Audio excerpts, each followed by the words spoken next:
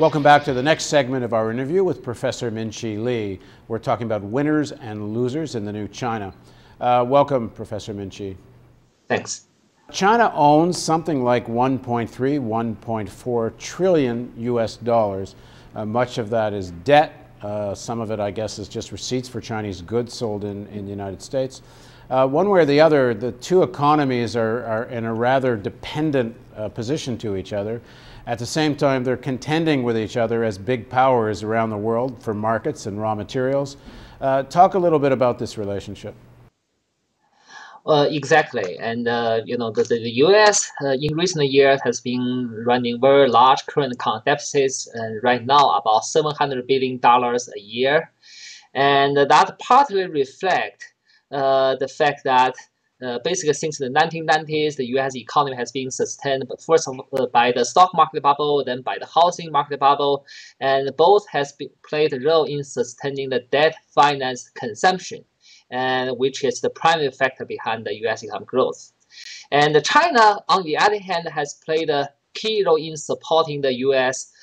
Current account deficits, and China runs every year basically about $200 billion of trade surpluses against the U.S. And China basically then invests most of that back into the U.S. dollar assets. And that in effect is meaning that China is lending to the U.S. Every year by about $200 billion. And so that is a big part in financing the U.S. current account deficit, allow the U.S. to support its debt finance consumption. But now we all know that the U.S. can no longer sustain this debt finance consumption anymore. The U.S. housing bubble has burst, and the U.S. economy right now is entering into a recession. The Eurozone economy is also entering into a recession. The latest news is that the second quarter GDP of the Eurozone economy is negative growth. And so with both the U.S. market, the Eurozone market, and also the British market, Eastern European market in trouble. And in the coming years, China will have growing difficulty to support its export-led growth. And over the past decade, China has been very successful with this export-led model. But in the coming years, China will have growing difficulty. Moreover, with this peak oil, and China will also have growing difficulty to support its rapid expansion of energy consumption. So I would say probably beyond 2015, and China will have increasing economic difficulty, and China may have to accept much lower economic growth rate. Until now, China has counted on this economic growth to avoid major social problems, to offset the negative consequences from the rising inequality. And if China's economic growth slows down dramatically beyond 2015, that might pave the way for some kind of social explosion. What might this look like? That you have to speculate. If the China's economic growth slows down dramatically, that would simply mean this rising inequality translate into direct hardship for the majority of the Chinese population. And then we could, first of all, of course, see many mass incidents like what we saw in the Guizhou province, the Weng'an incident, and that could in turn combine with various tendencies of political dissidence, and it's really difficult to predict.